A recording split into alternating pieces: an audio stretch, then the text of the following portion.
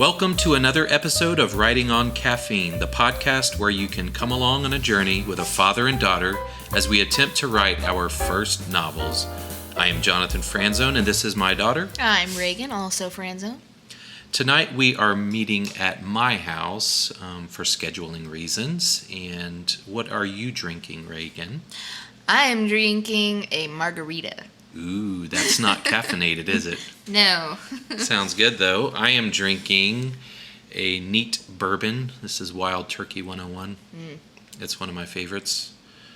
Some people would complain that it's cheap bourbon, but I think the good bourbon is the bourbon that you like. Yeah. Also, just for our listeners, we're not day drinking. It is nighttime when we're recording this. It's not 7 o'clock in the morning. Yes, it is evening.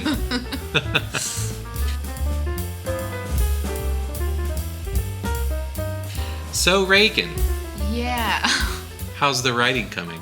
Listen, I think we could just copy and paste this back and forth conversation from the past, 8 podcasts and just paste it in. Yes. I think I wrote another scene since the last time we've recorded. Last time we recorded was in Idaho, I think. Yeah, it was. So, I have written more since then. I'm not sure that I have. I think you did. Did I? I think you did. Oh, okay. Maybe I did. I don't know. It's been at least 2, maybe 3 weeks since I've written. Yeah.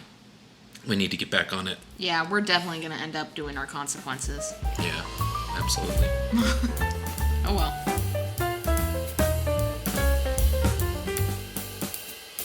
So today we are going to talk about bad guys. Or I guess the more technical term would be antagonists. Mm-hmm. And so an antagonist is a key player in any story. It often serves as a foil to the protagonist, who is generally the main character or the good guy. And the antagonist creates conflict, which drives the plot. So we thought we would talk about some of the qualities of a good antagonist, what makes a good antagonist, and then just explore some antagonists from stories that we know. Yep. I came up with this list. We can add to it or subtract, whatever. Yeah. The first one that I came up with is complexity. Yeah. So a good antagonist isn't just evil for the sake of being evil. They should have motivation, goals, and a backstory that explains their actions. Reasons for their antagonism could range from a personal vendetta, a skewed sense of justice, to even believing that their actions, however cruel, serve a greater good. This depth makes them more real and relatable, and sometimes even sympathetic. Yeah, so just as you don't want a flat main character, you don't want a flat antagonist. No, that's if he's very boring. Just evil to be evil, if he doesn't have any motivation, right. The whole time that your reader is going through your book, they're going to be thinking, but why? Why is he doing this? Right. Why does he want to take over the world? Absolutely, yeah. Just for funsies, or? Just because he's pure evil. Right. Just cause. That's another thing, too. Characters who are purely evil, 100% evil, are not as... I guess I would say I've noticed a lot of people tend to prefer antagonists who are not 100% evil. Yes. Because it makes them more interesting. Right. And, it's relatable. Yeah. And actually, that's one of the attributes that I came up with. It's the 4th on the list. So relatability. An antagonist with relatable qualities or motivations can make your story more engaging. So this doesn't mean they need to be likable or good, but readers should be able to understand why they do what they do. This can create moral ambiguity, encouraging readers to grapple with their own feelings about the antagonist. Yep. So, if you can relate to some of the motivations between the antagonist, then that forces you possibly to grapple with some of your own evil tendencies, which could make the story a little more interesting. Yeah, definitely. You want to talk about the second one on the list? Sure. Believable motivations. An antagonist needs a solid reason for their actions, something beyond pure evil for the sake of evil. Maybe they should believe they're doing the right thing, or they were driven to their current actions by past experiences. Their motivations could be based on revenge, a misguided sense of justice, a desperate need to survive, or 1,000 other possibilities. Yeah, it's good for, like you were saying, an antagonist to do something for a reason, not just for no reason. Right. Like, I want to be evil just because. Right. I guess I'll just pull in an example here, just because this made me think of it. Like, if you watch The Wizard of Oz, right? The Wicked Witch of the West. I mean, she's evil before Dorothy kills her sister. Right. And nobody really knows why she's evil. She just is. But if you go and watch or listen to the Wicked soundtrack and the Broadway musical, it actually goes into like a huge like backstory about why she's evil and why she is the way she is, which is why a lot of people really loved it, because it was like a backstory to the Wizard of Oz, why the Wicked Witch is the way she is. Interesting. And it is very interesting. Yeah, she's a very complex character. Yeah. I've seen a resurgence of those types of stories, like taking evil characters and making a movie or a book about the evil character from their perspective. I think the Star Wars folks have even done that. So there's a series of books from the perspective of Darth Vader and different ones. I feel like Darth Vader has like a reason to be, I mean, not necessarily a reason, but he has a reason for people to sympathize with him already, like without having a backstory, but then adding on top of it, like definitely make him more relatable. And if you've watched the movies, then you know he has a complex backstory. Yeah. So, yeah. So another attribute is challenge. A compelling antagonist should present a formidable challenge to the protagonist. They need to be strong, intelligent, or resourceful in ways that test the protagonist's abilities, causing them to grow and adapt. This could mean being superior in physical strength, possessing greater resources, or having a strategic mind that's always one step ahead. The greater the threat level, the higher the stakes of the conflict. Right.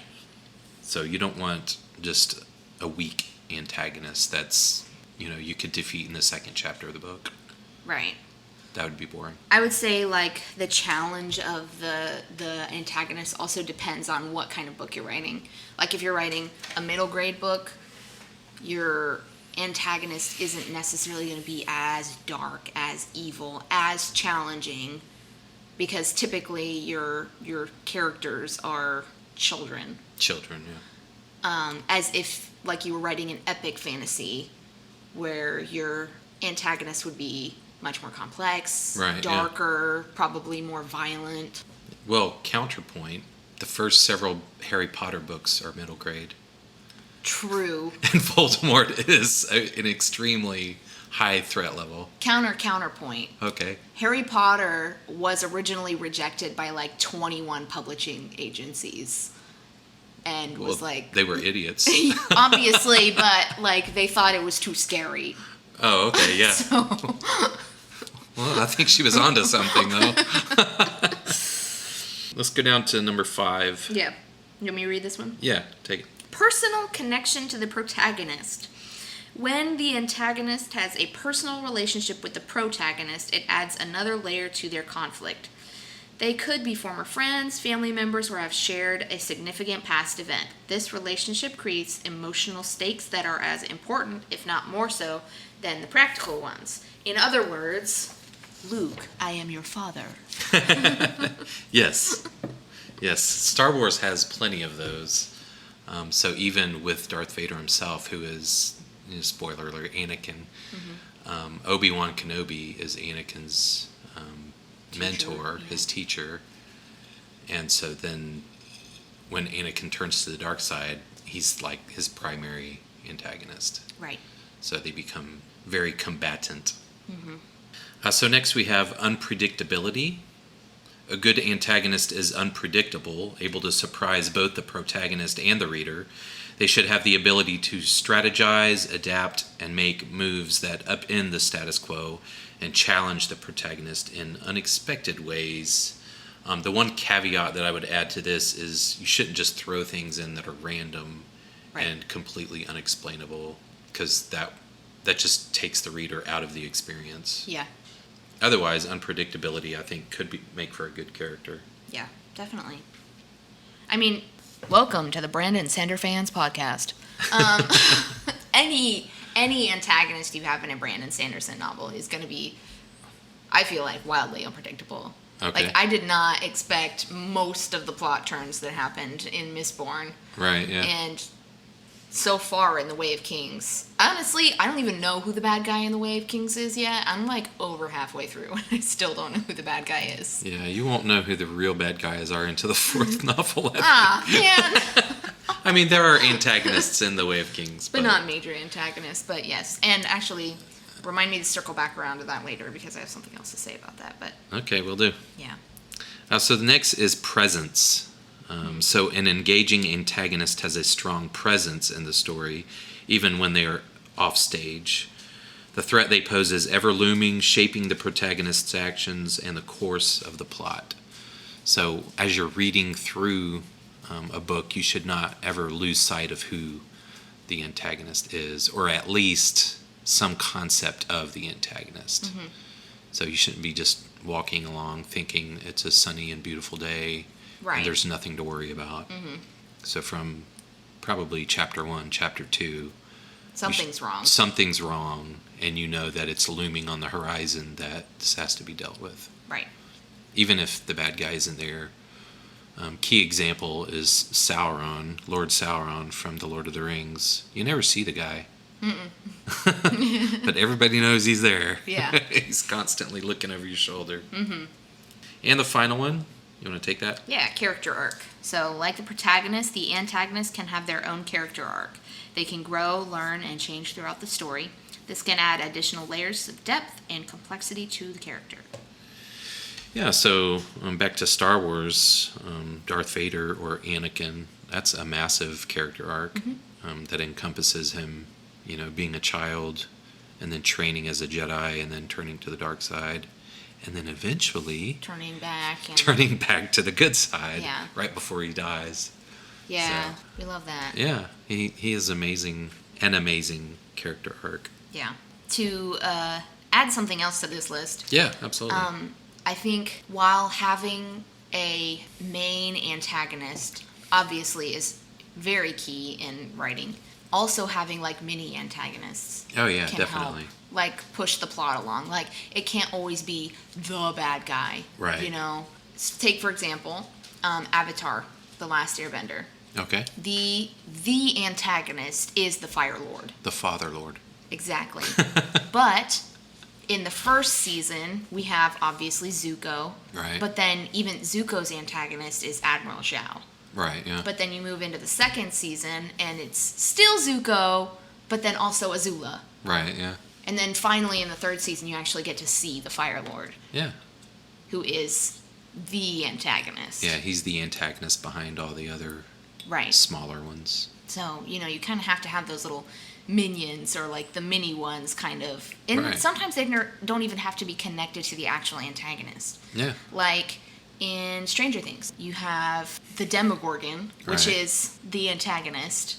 And then you have, like in the first season, Steve. Oh, yeah.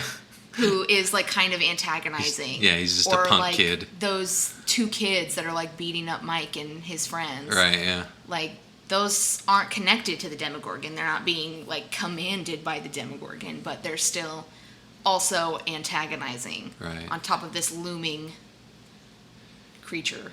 Yeah, and those antagonists I think work really well in Stranger Things because it gives you a sense of the antagonism that normal everyday people feel if they're in a school situation like that. Right. There are those types of antagonists. Yeah. And so you're relating to that, and then overarching the whole story is this, supernatural antagonist. Right. People antagonize each other every single day. Oh, yeah. So not having just another character be agitating or in the way or doing something that they shouldn't be isn't realistic. Yeah. Even if you're writing fantasy.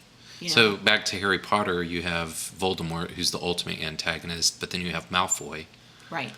It's and just Snape. A punk kid at school. Right. And Snape, who's, the mean professor. You have all these smaller antagonists who, I guess, aren't really connected to Voldemort, but kind of are. Or, like, I mean, you could argue that in the second book, Dobby is an antagonist. because he keeps he getting definitely Harry is. in trouble. I wanted to kill that little elf. I know. Like, stop it! Yeah. So, adding those little non-connected ones are important. Yeah, absolutely. Do you have anything else to add to the list, or I don't think so. want to just jump into some examples? We've already talked about some of these examples. Well, I wanted to bring up one example that I kind of talked to you about when we were conceptualizing this. I want to talk about Harry Potter antagonist. Voldemort is the antagonist in Harry Potter. But everybody hates Umbridge more. Yes. And she is not connected to the Dark Lord. She's one of those, like, offshoot antagonists. Right. But she's almost worse. Yeah. So why do you think she's worse? Because there are actually people like that in the world. Yes. And she is so unjust. So that goes back to the relatability. Yeah. Because we all know people like that are just mean for no reason. And that's just something that definitely, like, just puts me on edge, is, like, something being just wildly unjust. Right. Just really makes me so upset. I think another thing that makes her almost worse is because Voldemort is just this wizard that's gone way too far. He's kind of split his soul into a bunch of parts, lost his nose in the process, and looks kind of like a snake. And so he's almost inhuman, right? He's just this other thing. Yeah. But Umbridge is a teacher. Right. She's a normal human who should know better. She was hired to be in charge of children. Right. And she's torturing children. Yes. And we all know what teachers who torture children should end up. Yeah. At least in prison. Being carried off by centaurs into the dark forest. That's right. That's probably even better. You want to talk any more about Voldemort? Yeah. He has a complex backstory that you don't find out until nearly the end. So he's not an orphan, but kind of an orphan. Kind of an orphan. He was a lot like Harry Potter in his early days at Hogwarts. Yeah, that's something that is also can make a good antagonist, is parallelism. Right. Yeah. Right. I'm just like you. Like, we're the same. Right. But that push over the edge is what makes him an antagonist. The decision to to stop trying to make the right decision. Right. Yeah. In fact, in the conclusion of the Chamber of Secrets, that's a point of discussion between Harry and Dumbledore. Is Harry's concerned that he is so much like Voldemort. Yeah. Or what's his name? Tom Riddle. Not Tom Bombadil. Wrong book. Wrong book. Tom Riddle.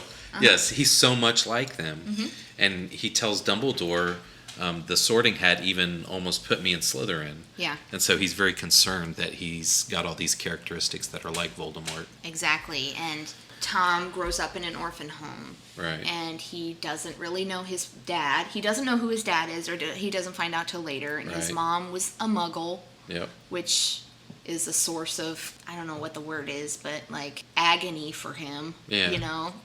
Which is funny because, he's all like, purebloods, but he's not.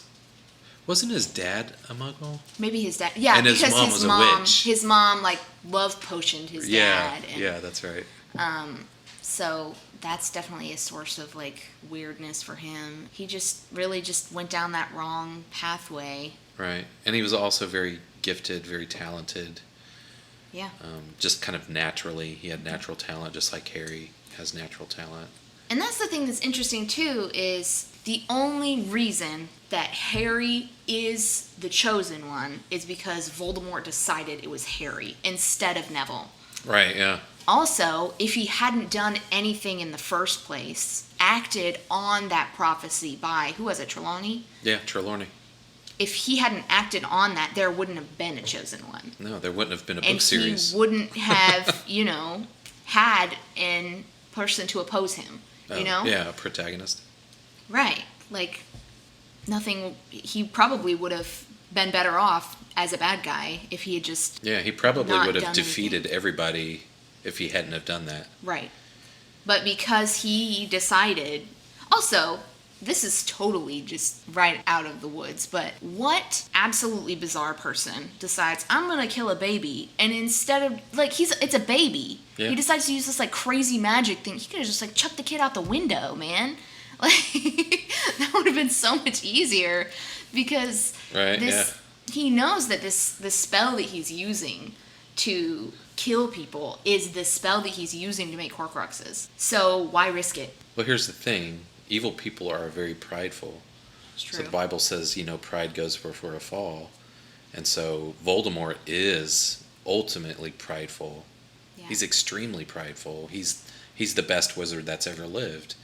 And he's going to defeat death and do all these things. And so, chucking a baby out the window is... anticlimactic. Right. That would be how Muggles did it. Right. Not a wizard of his stature. Right. And so obviously he had to use the killing spell. Yes. Which was his undoing. Right. And he didn't, that was the other thing. He never expected, I guess Dumbledore says this at some point, what wasn't counting on was Lily's love for Harry protecting him. Yeah. I feel like we're just talking about Harry Potter now. So. Yeah. One more thing before we move off Harry Potter is we talked about a good one is a connection between a personal connection to the protagonist. So Voldemort has the supreme connection to his protagonist, Harry, because they're basically linked.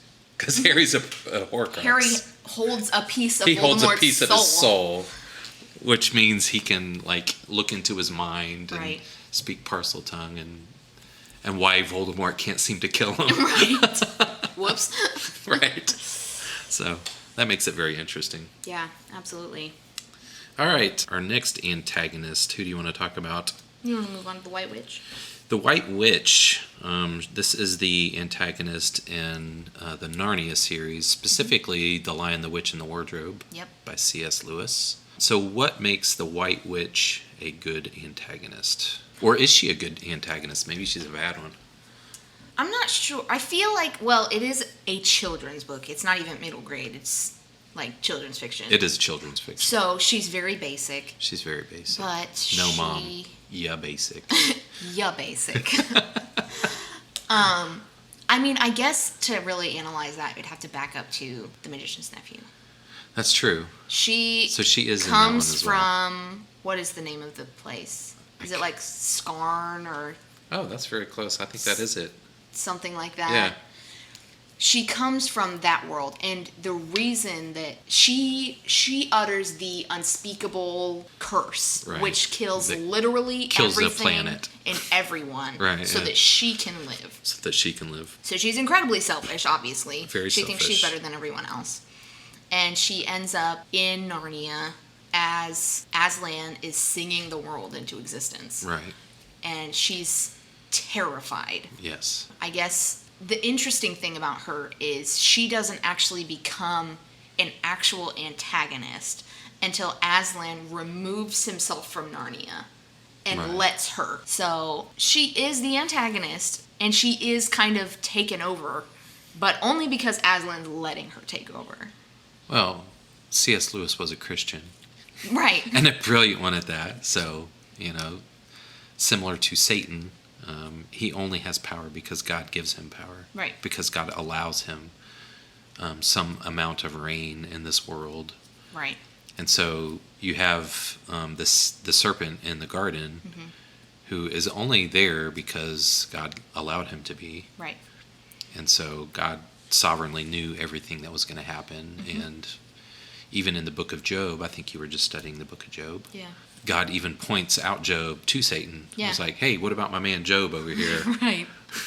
Do you think you can do anything with him? And so C.S. Lewis is probably picking up on these types of biblical themes. Which is brilliant. Yes. So I think what makes her a good antagonist is that she's very good at tempting people. She tempts... Edward? No. In The Magician's Nephew, she tempts the Diggory. Diggory, yes. To take the apple for himself. Right, yeah. Which he, ultimately doesn't, but she almost gets him. Then, in The Lion, the Witch, and the Wardrobe, she tempts Edmund. And then she tries to tempt the other siblings. Right. And I think she tempts Peter at one point. in Prince Caspian, she tries to get Peter and Caspian and Edmund to kind of fight. And even in the Voyage of the Dawn Treader, she makes an appearance. Right. In the caverns where whatever you dip into the water turns into gold. She makes an appearance there too. That's right. So she's never really gone. She's kind of always there. She's always kind of present, but even if she's not very active and right in front of them, right, she's kind of in the background. Maybe we need to revise our definition of a good antagonist. Maybe. I think Lewis is drawing on the biblical model of the ultimate evil, who is Satan. Mm-hmm.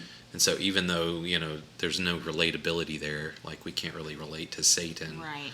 We can relate is a good antagonist. The constant tempt. Right. We can. Temptation. Exactly. The temptation to pull at our inner evil, our inner sin, and to go into that world. Which, I'll tell you what, I have read books where the antagonist is tempting the protagonist, and I get so in a rage because I'm like, obviously she's trying to get you to do something stupid and you aren't listening because she is tempting that character. Right. And preying on their, vulnerabilities and things like that. So maybe that should go on the list. Mm-hmm. Good antagonists are tempting. Knowledgeable of vulnerabilities. Right. Not stupid. Right. Yeah. Absolutely. They're intelligent. And back to Star Wars, Senator Palpatine, who is the Sith Lord, that's how Anakin becomes Darth Vader. Right. Is because he tempts him with all of these fears that Anakin has about his mom and about Padme. And it's through those weaknesses, those fears, who Yoda said, he's got dark side in him because he's fearful. Insecurity, yeah. Which Palpatine uses to turn him into Darth Vader. Right. So Darth Vader's on the list, but we've already talked about him. Yeah. Dracula. I had Dracula down here. I've never read Dracula. You've never read Dracula? I did read Dracula. Bram Stoker's Dracula. It is a really good book. Dracula is more like a Voldemort type evil character, but there's no personal connection to anyone. So this guy goes to work. He actually goes to work for him. Like he's working in his castle, and as this guy is working in his castle and being in the town nearby this castle is a bunch of people who are extremely fearful for good reason, because the dude living in this castle is a vampire. Yeah, he's a beast and he's eating people. And so he figures it out eventually and then flees and goes back to his town. But of course Dracula follows him and preys on his... I'm not sure if it's a fiance or just a lady that he's interested in, the main character. But Dracula, gets in by going to her. That's something that's really interesting too, that they use that's kind of parallel to real life spiritual warfare. Right. What's really interesting is the concept of vampires needing permission to do things, and I feel like that's a very common theme with spiritual warfare type. Yeah, kind of demonic things. Yeah. And Dracula is very demonic. I guess we could plug another podcast that we listen to, Haunted Cosmos. Yeah, that's a great one. Which those guys do an episode on vampires and go into sort of the demonic roots and the spiritual roots of this belief in vampires. And their origins with Lilith and all that stuff. And so Bram Stoker's Dracula pulls very much from that, and it's probably one of the early full-fledged treatings of a vampire in a novel. Way better vampire than Twilight. Yeah, let's hope I never have to read those. Tough nubs, buddy. That's interesting. It's like in the Nefarious movie. Yeah, if you haven't seen Nefarious, you should go see it. It's a great movie. If it's still in theaters. If it's not, it is streaming on Amazon and other services. It's a great movie. That antagonist, Nefarious the demon, has to have permission to enter, what's his face's body. And he tempts him by doing little things, making him do little things, making him say yes to small things, and then over a period of time he gets more comfortable making those decisions. Right. Until Nefarious is fully in control of his body. Yeah. Yeah, I didn't even think about that. That's great. He's a terrible antagonist. He's the worst. Didn't even let the guy have his hamburger. Yeah. Made me so upset. Very mean guy. We kind of talked about Lord Sauron as well. Yeah, the he's Lord of just the Rings. evil. I feel like he's just 100% evil. He's just pure evil, but I think there might be some backstory in some of the other works of Tolkien, because he was the ultimate world builder. I guess I'm not a true Tolkien fan because I haven't read all of that material, even though a lot of it is published. Yeah. But yeah, Lord Sauron is not... He is present because everybody knows he's there, but like I said, you never really see him unless it's like The eye. a flashback to the past when he's in that epic battle and he's knocking people over when they're talking about the ring first getting taken. Right. But the other antagonists in that book include like the wizard Saruman, who is very evil. He gets pulled in, tempted by Lord Sauron, and so then he is vying for power and ends up being just this extremely evil person. And there are even other evil people in that book. Like I might get this wrong. This might be the Hobbit. Wormtongue. Yeah, Wormtongue. He's kind of an extension of Sauron, isn't he? Yeah, he's kind of his minion. Kind of taking control of the king of what's-his-face. Yeah, Theoden. So he's evil. He goes over there and takes control of his mind. So you've got a lot of other antagonists in those books. Yeah, my turn to shine with the Hunger Games. The Hunger Games. This is almost the Hunger Games podcast too. Yeah, honestly. So who is the antagonist in the Hunger Games? I would say the main antagonist in the Hunger Games is President Snow. President Snow is obviously in charge of the Capitol, which is like the more broad antagonist. Right. So I guess in the first book, the antagonist is the Capitol, just in general. They live, very... Luxurious? Yes, luxuriously. Yeah. They take all the money from the other districts, and they watch children get picked to go into these games and kill each other for fun. That is their entertainment. And they live through that. They save the Hunger Games arenas and go visit them for holidays, and they have them on replay, and they watch like the highlights from every year, and they're horrible people. They're terrible people, and they treat the winners of the Hunger Games like celebrities, and they pay to have like special time with them and to even do inappropriate things with them because When in Rome. Right, exactly. As you progress through the series, though, after, Katniss and Peeta win the Hunger Games, spoiler alert, honestly, if you're spoiled to the Hunger Games by now, that's your fault, but... Anyway, they get more sucked into the Capitol, and they start kind of understanding the ins and outs of how it works to be, like, a tribute that has won the Hunger Games. Yeah. They kind of understand how in control President Snow is of the government, and how he's in control of them. Katniss is really struggling because she's supposed to be pretending like she's in love with Peeta, because that's the story they played in the first Hunger Games to let them both survive. So they have to keep appearances up. Right, and President Snow, like, the whole book is President Snow being like, if you can't convince me that you love Peeta, then I will kill your family, I will kill your friends, I will destroy your entire district. That's because you made me look bad, and so now I'm going to make you look bad. Right? So you beat me at my own game, so now we're going to raise the stakes. Yeah, so the threat level is very high with them. Yes, it's huge. Because you're constantly in fear for your life. Exactly. And it's all depending on me making people believe that I'm in love with this guy. Right. And then once you reach the third, so in the second Hunger Games, Katniss is pulled back into the games. President Snow makes an executive decision that it's a special games, and so now the only people that can be in the games are people who've already won. So even the people who the Capitol promises are safe are not anymore. You mean the government are full of liars? Right, exactly. What? Nobody is safe. So anyway, they get, saved.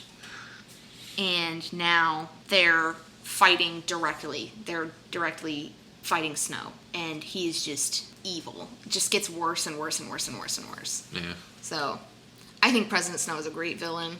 He's intelligent. He's manipulative. It talks about in the books how anytime there's even a possibility of somebody opposing him, he poisons them, and they just or suddenly go missing. He's very evil, and I really appreciated the books because it really is a political commentary. Like, the government is run by really wicked people. Yeah. And the only way you can succeed in government at this time, this age, is by being wicked and cheating and lying and hurting people. Or at least putting up an appearance of doing all those things. Right.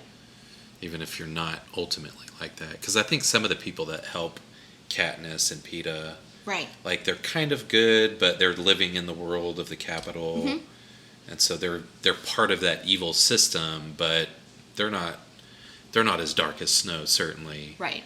And they actually have a heart, and they don't want to see Katniss die, and they don't want to see Peeta die. Right. Yeah, that's good. Another one I have under that heading, so I have a broad heading of the government, is the book that I'm still chugging through, Atlas Shrugged, which is a commentary on government, basically. Yep. So socialism, communism, Marxism, these forms of government, it's a commentary about that. There is no one antagonist. It is actually the government. Yeah. There's key players in the government in this book, but all of them, you get the sense that they're all just playing this game. It's just this group of people who are all just buying into this lie that if the government owns everything and all the output of all the people, that things will be better. Right. And collectively, they just drive the entire country into just utter despair. Mm-hmm. They work until the main railroad, Taggart Transcontinental, is just about destroyed, at least in the part where I'm at. Mm-hmm. And so everything they do, they say, they're a bunch of liars, so they say everything is for the common good. Right. So everything is based on need, not on what you can actually produce. Right. And so they go in and actually steal things from people, these companies, and they say, no, you have to produce this for everybody because there's a greater need here. With the outcome that all of the good people either leave or they go out of business. Right. And then at the part of the book, I'm about, I think, 50% through the book, and you've got all these people who are guaranteed jobs because, the government is beneficial or beneficent or whatever, and so they want people to work, and so they just put people in jobs regardless of whether they're qualified or not. Right. And so you've got all these jobs filled, but people aren't doing anything because they don't know how to do anything. Right. And then the few people that are actually qualified, who are skilled at what they do, they just stop working. Either they stop working or they just walk off the job and walk out into the wilderness and disappear. Right. Because what's the point? Mm-hmm. And so that's I think, a great antagonist because it's very relatable to a lot of things in the world today. You have a lot of government systems that are trying to move in this direction, that are trying to socialize everything and make it so that the government takes care of you. Which you and I know are not the best way. I'm not sure everybody knows that. It's sad. It is sad. It is very sad. Another one is Ride, Sally, Ride. Yep. By Doug Wilson. You and I both read that. Yeah. And so the government in this system puts this guy on trial for murder because of a robot. He destroyed a sex robot. Yeah. And so they're going to try him for first-degree murder. It's a really good book. It is really good. And it's a commentary on really the madness of running down just all of these sexual liberties and basically do whatever you want and redefining language to mean completely different things. And so eventually the government is actually hurting people and doing harm while supporting all of these lies. And then Deus Ex Helicopter. Right. Another state swoops in and saves the day. It was really good. Yeah. You have any other bad guys? I've got a couple more down here, but... Okay, so this last one I definitely want to talk about because I think they're bad villains. Yeah, it's a terrible villain. But before we do that, I want to talk about Stranger Things again. Yeah, let's do it. Because I feel like that's a really great antagonist. Because you don't know who it is. Yeah. There are like minions of the antagonist, but we still don't know. Well, actually, I do. You find out in season 4. Chrissy, wake up. So, well, I don't know. So maybe I think I know who the bad guy is.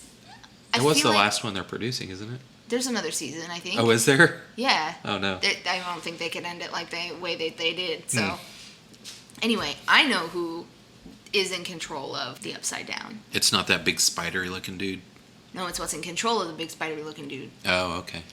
So anyway. I haven't seen the last season, so. Yeah. It's dark. But the Upside Down, as a whole, is the antagonist. Yeah. With, the Demogorgon being something that lives there, that has escaped into the world. And every season, it's building up to bigger creatures that are getting through. Bigger creatures that are... You've got the Demodogs, who are bigger because they're a swarm of them, a pack of them. Right. So, the first time, it's just one. Right. The second time, it's multiple of them, and near the end of the second season, they discover it's a hive mind. Right. So you kill the connection, and they're all dead. Right, yeah. So obviously, it's not just this one creature that is in this world that is evil. There's something controlling them. In the third season, we get to this... Billy. Well, yeah, Billy is controlled by whatever is in the Upside Down, right? So this big spider thing, I forget what they called it, but... Who is able to manifest himself in our world. Right, as smoke and in, exploded rat guts that, form into this big monster thing. Yeah. So that is the antagonist of the third movie that's now able to possess people. Right, Not only creatures from its own world, but people from our world. Yeah. So, every season it's ramping up. Something bigger, something bigger, something bigger. Yeah. What is it? Which I think is really... I think the Duffer Brothers did really well doing that. Yeah, I enjoyed the series. Until the last one, I haven't watched that yet. Pretty good. I mean, it was scary, but... it's good. Yeah. That's another good sign of a good antagonist is the ramping up effect. So it should be someone with a high degree of challenge and threat, but then also that threat level, that challenge level should ramp up towards the climax. Yeah. And if you're doing a series, I suppose it could even ramp up through the entire series, as you just described in Stranger Things. Right. And the way that they kind of combat that is, in the first season, it's a group of kids battling the Demogorgon. Right. A group of kids cannot battle the big spider thing. Yeah. That's, attacking them along with the Russians at the same time, right? So... Always the Russians. So they had to bring in the grown-ups. Now they're all working as a team with the grown-ups. Right. So they had to battle this thing, and then the scientists, and then... And Smirnoff. Right, and then, the other Russian people. They had to keep bringing in more qualified people. Right, yeah. While you're raising while you're upping the ante of the antagonist, you have to up the protagonist as well. Right. Because you can't leave the protagonist be a 12-year-old boy, a single 12-year-old boy fighting this massively lethal demon. Unless he is the ultimate chosen one, which I find hard to believe, but... Yeah. Well, that's a good point because in the Harry Potter series, in the very first Harry Potter... You've got basically Harry Potter facing down Voldemort, the antagonist. By the end of the series, in the Deathly Hallows... It's a war. It's an all-out war with all of the good teachers from the school, all of the students. Yep. Everybody's battling Voldemort and his forces.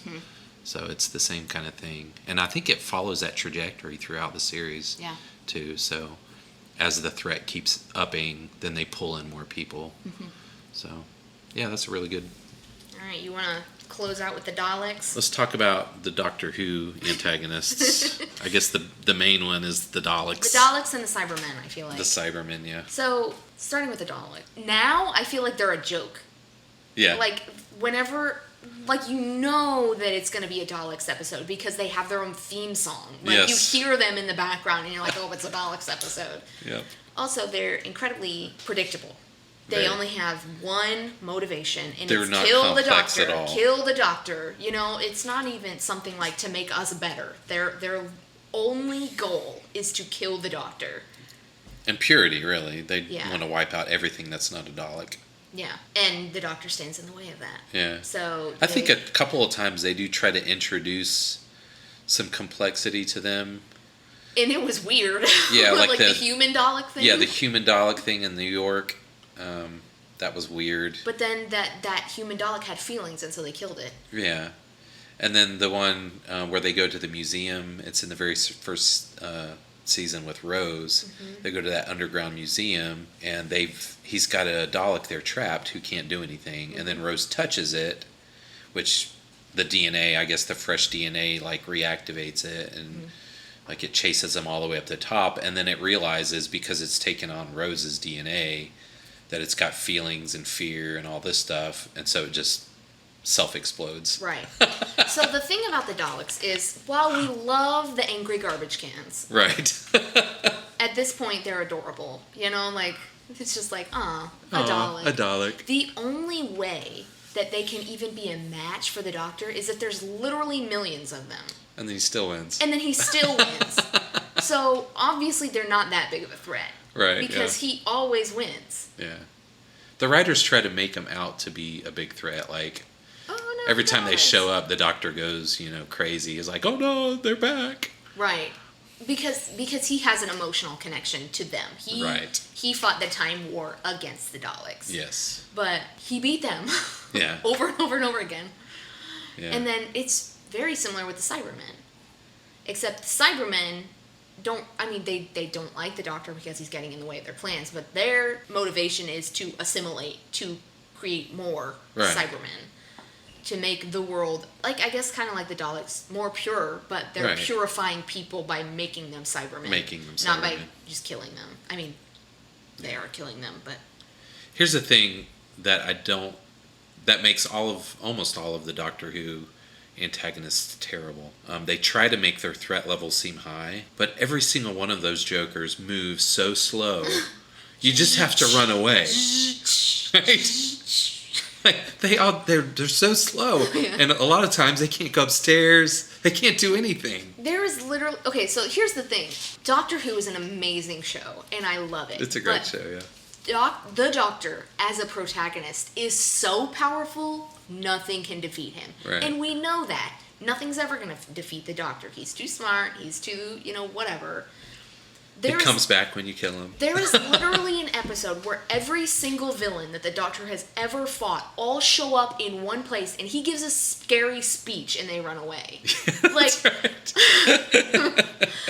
While I love Doctor Who, I think some of the only actually truly frightening monsters from Doctor Who are the Weeping Angels. Yes, the Weeping and Angels. the Silence. And the Silence. Both the Silence and the Weeping Angels are integrated into our world. Right. In the show. Like, you don't know that they're there, but they are. But they are there. And there's no way that you could know that they're there, right? Yeah. Or the Weeping Angels are the same way. Well, those also play on a lot of the kind of horror film tropes Right. that we love and that kind of make us scared. So being scared of the dark. Something scary. Something in the corner of your eye that you don't quite see. Mm-hmm. Something's going to get you that way. So that's what makes those great protagonists. But also still, the Weeping Angels kill you by sending you back in time. They don't even kill you. They don't even kill you. The Like, come on. Silence, though... The Silence can kill you, but for the most part, they just leave you alone. Right, they just make you forget. And you forget about them. They just... That's just lame. What is it that they even wanted to do? Just take over the world? Yeah, they were just controlling the world without us knowing it. Ooh. Right. Yeah, the Doctor Who villains they've got some lame sauce. They do. You know what are the lamest Doctor Who villains? What do they call them? Like the Zybogs? Or the big red suction cup things? The one that the Doctor kisses. The Zygons. The Yeah. Zygons. He thinks it's Queen Elizabeth. Those are the worst. I'm like, man, you weren't even trying that time. He's just wearing a big rubber Where suit. did Stephen Moffat go? Yeah. Oh, boy. Okay. All right, so Reagan, what books are you currently reading or have recently read? I am currently reading The Inheritance Games. The Inheritance Games? Yes. That's not the Hunger Games? Not the Hunger Games. It is a YA modern type book. It's about a girl who is poor, and this multi-billionaire leaves all of his money to her, and she does not know him at all. Cool. And so the only stipulation to her inheriting billions is for her to live in the house with all of his family members who are mad that they didn't inherit the money. And he's like a trickster, like puzzle guy, and so he leaves puzzles in the will, and they have to like figure out all the puzzles and figure out where they knew her from, and she has to figure out like what the reason is that he left the money to her. I haven't finished it yet, so I don't know what the reason is, but I'll let you know. Interesting. It's interesting. It gets a little romancy there, which I think is a little stupid, because she's like, I love all the brothers, which is a little weird, but there hasn't been anything like rated R, so that's good. We're staying PG. The Bachelor Games. Right, exactly. I'm like, I could have done without this part. I just want to know the puzzles. Right.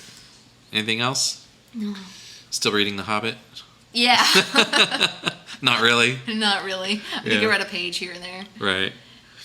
The Wave Kings. I'm still listening to that. Still listening? Mm-hmm. Okay, good. I've been working my way through the Green Ember series. It's the series about bunny rabbits going to war. Yes. Sounds with very scary. Wolves and birds of prey. Fun, fun, fun. So it's a children's book. I'm not sure if you'd put it in middle grade or just children's. It's a great story, though. Yeah. So I'm on the 4th book, which is Ember Rising. So it's the finale, and so all the cards are out on the table. They're in full out war. The Good Rabbits have just taken over the first warren, they call it. So it's like the main rabbit city, which has been captive for years. So they've taken it back, but the evil eagles are birds of prey. I can't remember what kind of birds they are, which is terrible because I'm in the 4th book. They're coming soon to wage war on them. The eagles are coming. Yeah, the eagles are coming. The bad ones. Maybe they're buzzards. And they're bringing all the wolves. All the wolves are going to descend on the bunnies. And so they're trying to figure out a way to defend the city and triumph. And in addition, there's a group of other bunnies who are also fighting against them. Cute.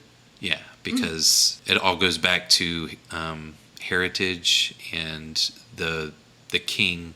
This is terrible. I can't remember the names of the people in the book. It's harder when you're listening to books. When you're not reading them. When you're not reading them? Over again, yeah. It's harder. So this one king, he chose a younger son. There's a biblical kind of story. So he chooses the younger son to be the next king instead of the older son. The older son gets angry, leaves, the nation, and creates his own kingdom. And so those groups of bunnies have come back, and now they're trying to take the throne while they're weakened. Oh, cool. And so they're fighting on 2 fronts. Cute. But it's a really great book. I'm also making some progress through Atlas Shrugged. High five. It's actually gotten really good. So everything has basically fallen apart. Cute. And the main antagonist, who's Dagny, she's this lady who runs the railroad. She's still there, and she's still trying to make everything work, but she knows it's not going to work. Yeah. So I'm really interested to see where it goes. Awesome. Yeah, and I think that's all I'm reading. I'm reading stuff for school, but...